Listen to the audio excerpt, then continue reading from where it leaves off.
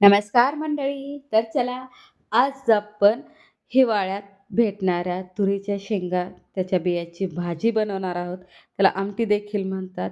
अगदी सोपी रेसिपी आहे. तर पहा, इथे मी तुरीच्या शेंगाच्या बिया बाजूला काढलेल्या आहेत. तर त्या आपल्याला छान अशा भाजून घ्यायच्यात. तर पहा, इथे आपल्या ह्या बिया भाजलेल्या आहेत. तर आपण आता या बिया मिक्सरमध्ये आपल्याला या वाटून घ्यायच्या आहेत. त्यासाठी मी इथे एक मिक्सरचा जार घेतलेला आहे. त्यात मी बिया घालत आहे.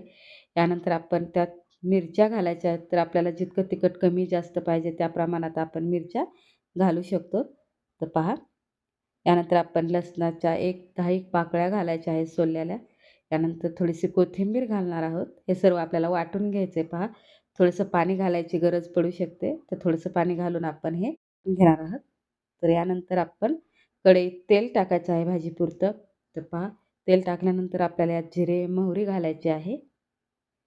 तर जिरे, मोहरी तडतडले की यानंतर आपल्याला यात आपण जे वाटण वाटले हिरवं ते घालणार आहोत. आपल्याला थोडंसं हिंग घालायचं आहे. तर हे वाटण आपल्याला छान असं परतून घ्यायचं आहे पहा. आणि कलर पण बघा किती मस्त हिरवागार आलेला आहे.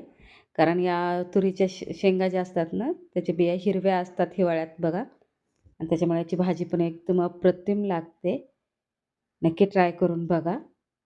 तर पहा, इथे मी परतून घेत आहे वाटण. यानंतर आपल्याला यासाठी गरम पाण्याचा वापर करायचा आहे. तर इथे मी यात गरम पाणी घालणार आहे पहा. तर आपलं हे वाटण छान परतून झाल्यानंतर आपण यात गरम पाणी घालत आहोत. तर यानंतर आपल्याला जितकी पातळ आमटी करायची असेल तितकं आपण पाणी घालायचं आहे.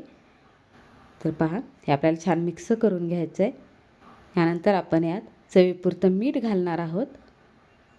पहा, यानंतर बारीक चिरलेली कोथिंबीर घालायची आहे आपल्याला. तर कशी वाटली रेसिपी नक्की सांगा. आपली आमटी ही खाण्यासाठी तयार आहे. आपण ही बाजरीच्या भाकरीसोबत अगदी आवडीने खातो. तर नक्की ट्राय करा. Thank you. चॅनलला सबस्क्राईब करा.